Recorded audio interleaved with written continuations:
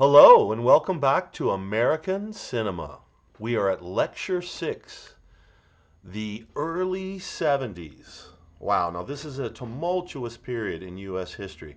Everything that had been building through the late 60s culminates in the early 70s. Vietnam is going terribly.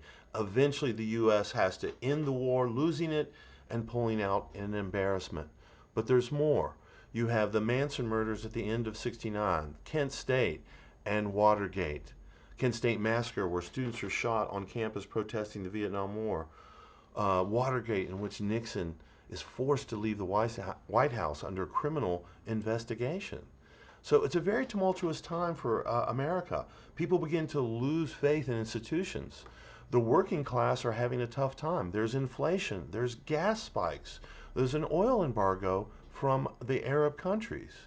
So all of this begins to stack up and make the early 70s very tumultuous, violent, but also very creative. During this period, the arts, music, and Hollywood are making some of the best work that has been produced in America, some of the most artistic pieces. Musically, we see contributions from all of the great artists during this period. And then in Hollywood, we see the emergence of the young directors. What was bubbling up in the 60s now comes to full fruition.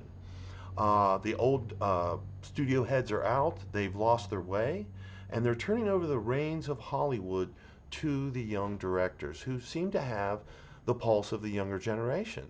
And so we get a lot of extreme and interesting films that are coming out in this period, and we call this New Hollywood. It really starts with Bonnie and Clyde in the previous lesson in 67. Those films are considered New Hollywood, and it really runs through approximately 1980. We get some of the last New Hollywood films. But it's this 70 to 75, 76 period where it's very concentrated. So, what does that mean? So, New Hollywood films typically had young directors, often educated in film schools, which were emerging at this time. The film schools had begun in the 60s. Young people started going to them. The films are challenging. They're non-traditional. They're breaking the rules of Hollywood. They're incorporating the ideas from the French New Wave into their films, jump cuts, nonlinear narratives, anti-heroes. So the hero is not the good guy. He's maybe a criminal. Maybe he's a rule breaker in some way. Maybe he's a drug addict. So they explored a lot darker topics. They explored sexuality and violence. They were sort of the young people unbridled. Hey, make whatever film you want to make. Now they were low budget, and Hollywood's fine. We'll finance these low budgets and see if they make money, and many of them did. There was tremendous successes, and that leads us to a couple of the films that we're going to talk about today in this lesson. So specifically, Easy Rider. This is the big one. This is a very monumental film. It's not a masterpiece. It's flawed. It has very amateurish filmmaking techniques, but that was why it was so important. It broke Hollywood's mind because suddenly this low budget film that was made in an amateurish way that had drugs and violence and death in it killed. It blew up at the box office. It became an international success, and it kind of kicked off a whole movement. It's one of the reasons why Harley Davidson's and that culture still persisted today, in due to this film and its cultural contribution. And so after that, all kinds of directors, the floodgates opened, and young directors were in.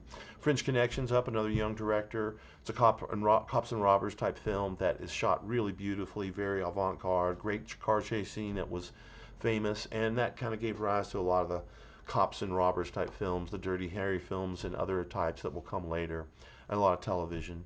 Up next, Taxi Driver, another film set in the city, like French Connection. Um, really shows the darkness and dangerous and violence and crime of New York City. Really portrays it in this really dark light. A beautiful film by Martin Scorsese. And then last, One Flew Over the Cuckoo's Nest, which won the Academy Award, swept all the major awards of Best Actor, Actress, Script, and Director, and Best Picture. Incredible film, one of the seminal films of the 70s. Makes Jack Nicholson a complete star, and really actually contributes something to society by pointing out the rather dire nature of mental facilities in America at that time. So Great collection of films, Academy Award winners, revolutionary era. And this is all going to lead into next week's lesson on blockbusters. Those same young directors began making more lighter fare fantasy films that we will see in the next era of blockbusters like Jaws and, of course, Star Wars. Okay, hope you enjoyed that overview. Great period of history to know about and to research. There's lots of information there for you to look at in your text in the study guide and also in the optional films. Reach out if you have any questions and have a good week.